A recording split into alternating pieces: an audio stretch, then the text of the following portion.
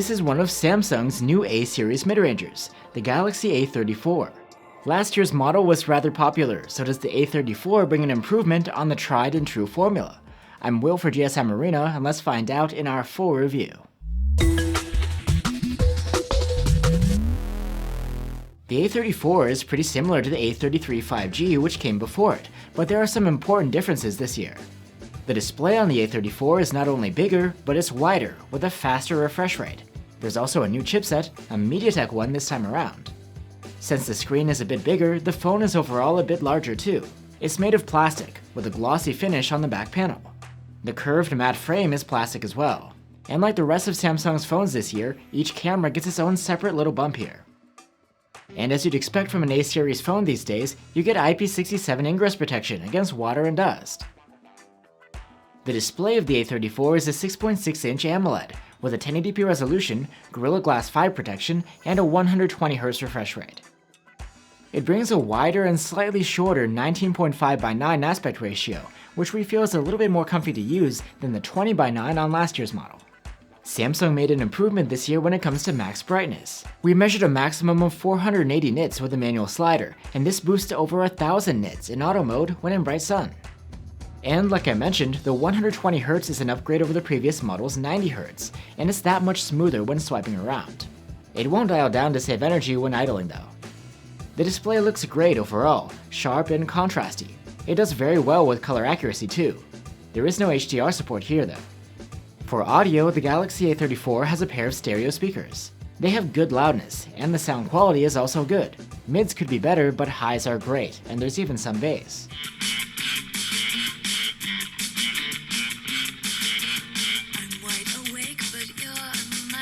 You can wake up and unlock the phone with an under-display optical fingerprint reader. And the A34 comes with 128 or 256 gigs of storage on board, and that is expandable through microSD.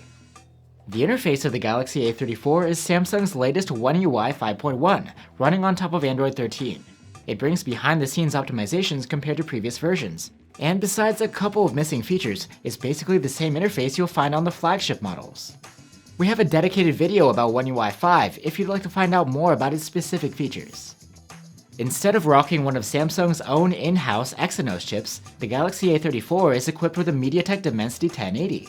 It's a decent mid-range chipset built on an efficient 6nm process.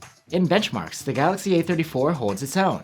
Its scores actually aren't so far off from the more expensive Galaxy A54 with its Exynos 1380. Actually, the A34 isn't too far off from last year's model either. In practice, the A34 has enough power for casual gaming, and the phone runs smoothly enough, with no issues when it comes to day-to-day tasks.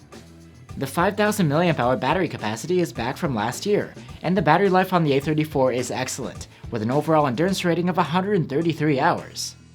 There's support for 25-watt charging here, and the charger doesn't come in the box. With an official Samsung adapter, we were able to charge from 0 to 51% in half an hour.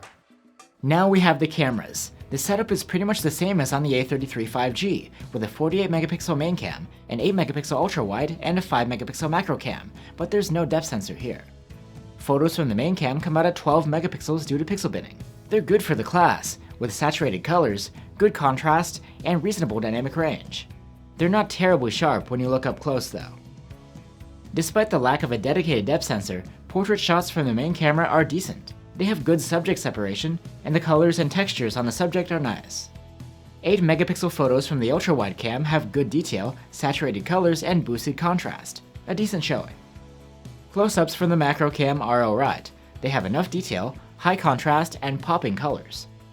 In low light, the A34's main cam does a good job, capturing plenty of detail and nice colors. The dynamic range is decent, with some detail and shadows, and pretty well-contained light sources. There is a night mode to use beyond that as well.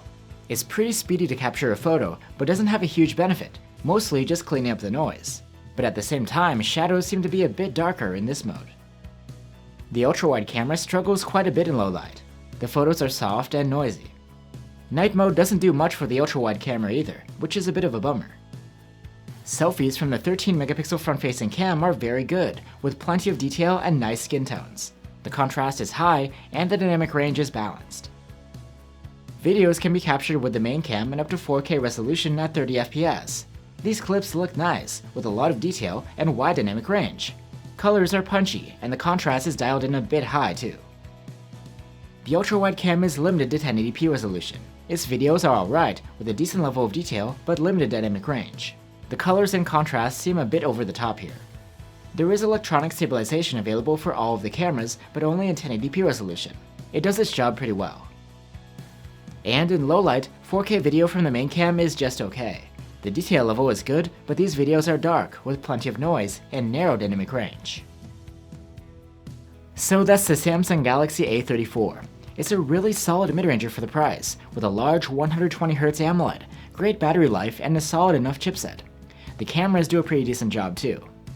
While the difference from last year's model isn't night and day, there are enough changes here for the A34 to make sense, and as a well-rounded mid-ranger, it's definitely worth recommending.